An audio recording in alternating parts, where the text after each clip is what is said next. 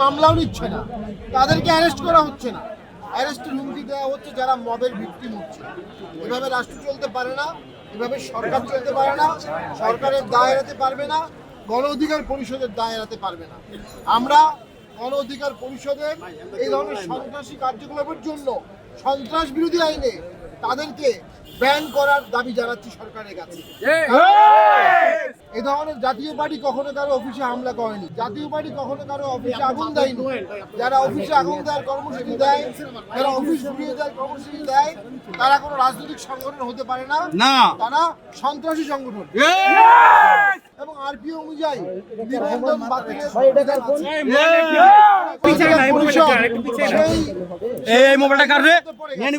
যে আইনের মধ্যে পড়ার কারণে আমরা সরকারের কাছে দাবি জানাবো, সরকার যদি আইনের শাসক হয়ে থাকে, ন্যায় বিচারের শাসক হয়ে থাকে, সরকার যদি সংবিধানে হাত দিয়ে শপথ নিয়ে থাকে, যারা সন্ত্রাসী কার্যক্রম করছে তাদেরকে 24 ঘন্টার মধ্যে অ্যারেস্ট করতে হবে এবং গণ অধিকার পরিষদকে একটি নিষিদ্ধ দল হিসাবে ঘোষণা করতে হবে।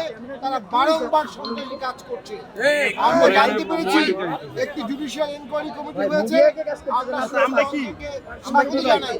পাশাপাশি বারবার আমাদের পার্টি অফিসে যে আগুন দেওয়া হচ্ছে, এর জন্য আমরা একটা জুডিশিয়াল কমিটি করতে চাই।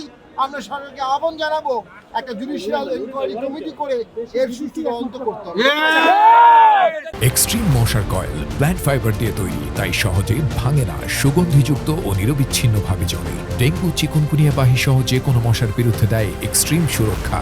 এখন পর্যন্ত দেখিনি, আমাদের মসজিদ ছিল নিচতলায়, সেই মসজিদে আগুন দিয়েছে, পাশে প্রকাশনা ঘর ছিল সেখানে আগুন দিয়েছে, উপরে আমাদের সাইনবোর্ড ভেঙেছে, উপরে আগুন দেওয়ার চেষ্টা করেছে। আমরা ভিতরে গিয়ে দেখবো এখন কি অবস্থা।